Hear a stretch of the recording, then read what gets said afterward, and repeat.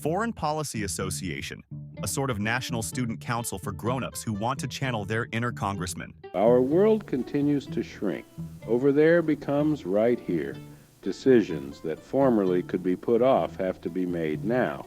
The Foreign Policy Association of Leisure World hopes to help you understand. Please return the envelope with your dues. Harry Wolff, President.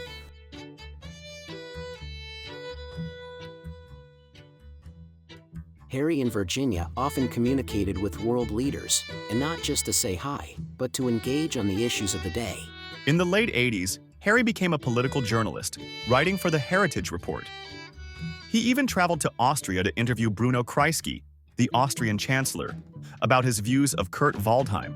It had just been revealed that Waldheim, former General Secretary of the United Nations and Chancellor of Austria, had failed to disclose the extent to which he was aware of atrocities committed by the Nazis against the Jews while he served in the German army. Harry and Virginia had compiled a collection of letters from the original signers of Israel's Declaration of Independence.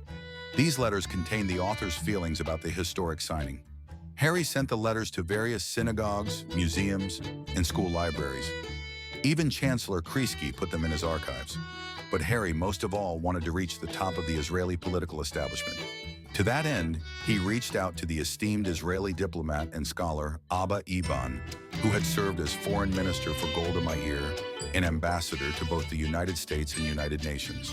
The author of 15 books, Eban spoke 7 languages and served in the Knesset. Dear Mr. and Mrs. Wolff, I, of course, am happy to hear that former Chancellor Bruno Kreisky has a good opinion of me, but he would not be a suitable mediator. He was right about Waldheim, but he was too abrasive in his dealings with Israeli leaders. Warm regards, Abba Eban. When Eban did not respond to this third letter, Harry reached out to Israel's then First Lady, Ora Herzog, who was also Eban's sister-in-law. Harry's letter to Israel's Second Lady was a master class in subtle persuasion. He opens with flattery, Your most impressive life, especially being the First Lady of Israel. then hypes the uniqueness of his product. These letters are by the original signers of the Israeli Declaration of Independence, who wrote about their feelings on the signing of this important document. How Mr. Eban's prominence qualified him alone to We felt Abba Eban would be the proper guardian of these important letters. Harry even pointed out that other institutions, We don't mind telling you. to whom he'd offered the letters, eagerly welcomed them.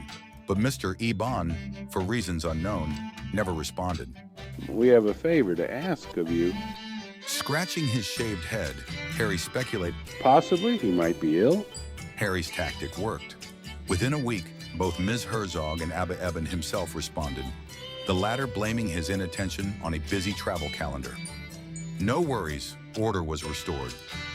The signers of Israel's founding document had finally found a forever home for their memoirs at the Museum of Israel. Once again, Harry's persistence and charm paid off.